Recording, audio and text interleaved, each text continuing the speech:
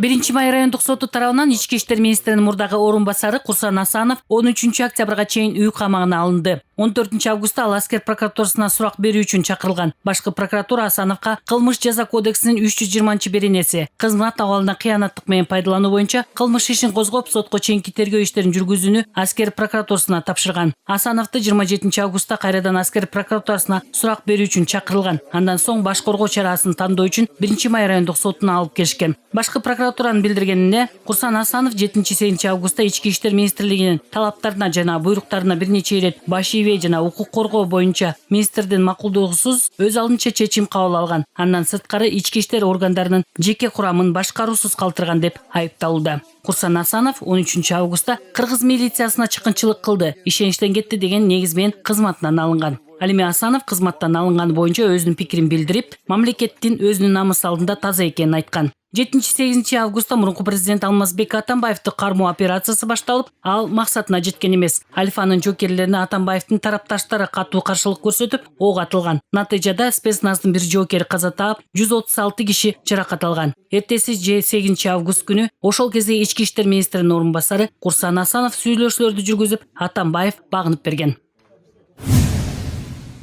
УКМК менен ИИМдин ыкчам бөлүмдөрүндө Атамбаев жана анын жакын туугандарына тийиштүү башка дагы мыйзамсыз мүлктү аныктоо тапшырмасы берилди. Мурдагы президент Алмазбек Атамбаевдин жана анын жакындарына таандык камакка алынган 135 кыймылдуу жана кыймылсыз мүлктүн ичинен 20 мүлк кайра камактан чыгарылды. Бул тууралуу башкы прокуратура билдиришти. Буга чейин башка көзөмөл органы Атамбаевдин 120 мүлкү камакка алынганын айтып чыккан. Маалыматка караганда Алмазбек Атамбаев президент кезинде мыйзамсыз байды деген факты боюнча сотко чейинки териштирүү иштерин жүргүзүүндөгү материалдар башкы прокуратурага өткөрүлүп берилген.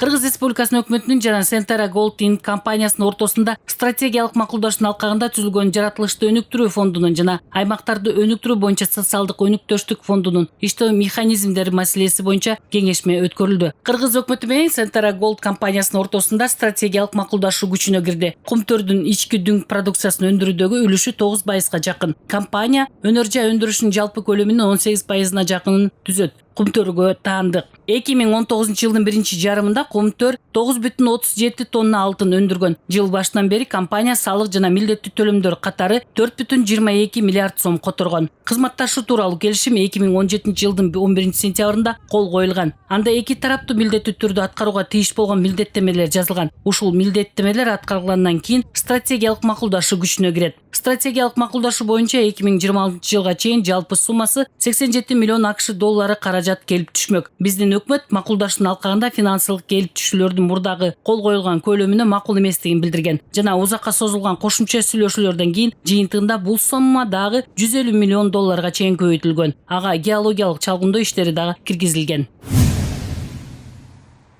Кыргыз фильм жаңы тасмаларын көрсөтө баштады. Киностудияда толук метраждуу тасмалар менен бирге анимациялык фильмдер да тартылган. Төлөмүш Шөкеев атындагы Кыргыз фильм улуттук киностудиясы тартып бүткөн тасмаларын эл назарына тартуулай баштайт. 28 августта Ала Тоо кинотеатрында режиссер Шамил Жапаровдун Эл кайда көчөт толук метраждуу көркөм тасмасын бет ачары өтөт. Азем саат 18:00 башталат. 29 августта Чыңгыз Айтматов атындагы кино үйүндө режиссер Тынчтык Абылкасымовдун Чек ара тасмасы жана Каныбек Өмүркуловдун Ороздун 10 уулу аттуу анимациялык фильми тартууланат. 30 августта Чек ара менен Ороздун 10 уулу мультфильми Октябрь кинотеатрында эл сынына коюлат.